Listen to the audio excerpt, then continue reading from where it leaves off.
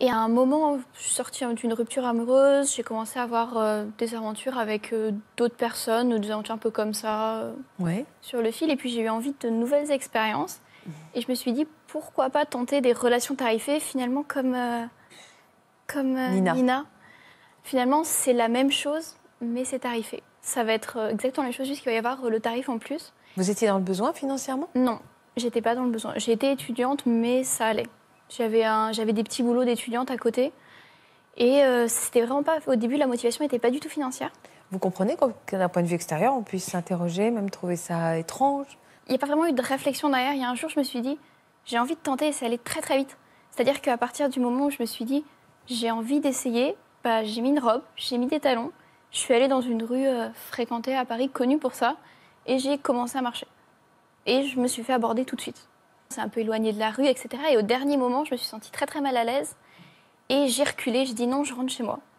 Je suis rentrée chez moi et j'ai posté une annonce sur un site d'escorte girl. Donc C'était quoi la différence pour vous entre aller dans la rue et poser une annonce sur un site escort? Vous alliez pouvoir choisir?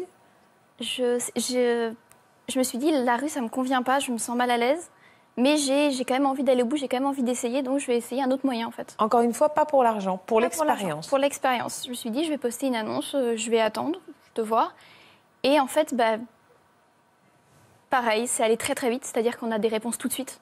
Donc dans la journée, j'ai eu des réponses, des mails qui commencent, j'ai créé une nouvelle adresse mail, etc. J'ai commencé à recevoir des mails et j'ai commencé à pouvoir prendre des rendez-vous. Donc ça allait très très vite, c'était l'affaire de quelques jours. Vous vouliez vivre cette expérience. Une fois que vous l'aviez vécue, qu'est-ce que ça vous a apporté? Bah, c'était quelque chose de nouveau. J'étais contente de l'avoir fait, donc j'étais contente d'avoir sauté le pas, on va dire. Je me suis dit, j'ai vécu ça, c'est quelque chose d'intéressant, c'est quelque chose qui est enrichissant. Enrichissant. De quelle manière? J'ai besoin de comprendre, parce que ça peut être, encore une fois, vous comprenez qu'on puisse être surpris de vos propos. Quand vous dites, vous aviez l'impression de quoi? D'être en pleine puissance? Qu'est-ce que vous ressentiez? Pourquoi j'arrive pas à comprendre, je voudrais que vous me définissiez pourquoi cette expérience pouvait vous intriguer. Je me l'explique pas vraiment non plus. Ah ouais. Après, j'ai pas mal enfin, plus tard, au bout de plusieurs mois, j'ai cherché à comprendre ce que je recherchais. J'ai pu tirer quelques conclusions. Il y avait un côté déjà de renversement de la hiérarchie sociale. C'est-à-dire que, Dominé. dans un sens, je me retrouvais face à des personnes qui... des politiciens, des chefs d'entreprise, etc. Des personnes qui ont, on va dire, du pouvoir socialement, qui ont un impact de décision.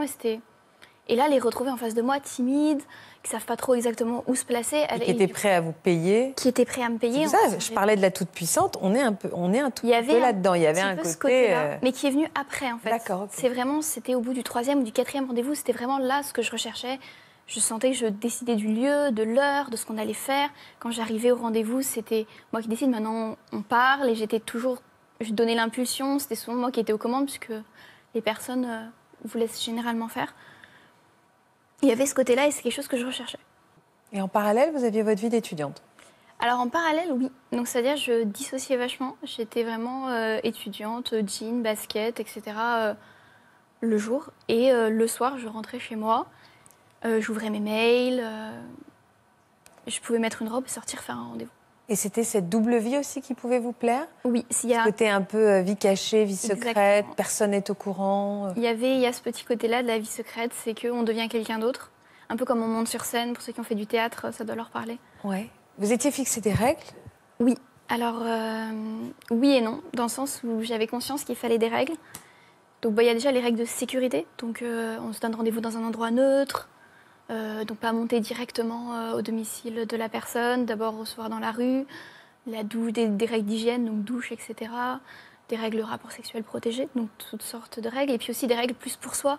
Donc mentir sur son identité, j'attachais beaucoup d'importance à systématiquement mentir. Donc j'avais un personnage que je m'étais inventé, qui avait une vie, c'était toujours le même personnage, mais qui avait une vie au point où ce personnage écrivait un mémoire, j'en suis venue à écrire le plan du mémoire pour que ça devienne réel, que ça devienne concret. Aller au passé, c'est fini? Là, j'ai arrêté. Donc, oui. Pourquoi cette hésitation, Floriane? C'est-à-dire que c'est pas exclu qu'un jour je me dise, je vais réactiver mon annonce et je vais reprendre un rendez-vous. Ça m'est arrivé plusieurs fois où j'ai arrêté, j'ai dit maintenant j'arrête.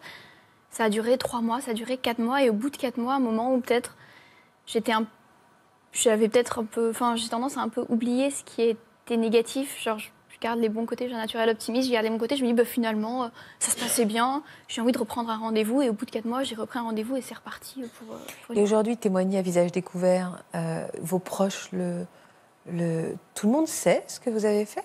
Alors, Vous n'avez pas tout le monde. peur, justement, de ce que de... En tout cas, vous n'avez pas peur du jugement, vous en parlez avec intelligence, mais...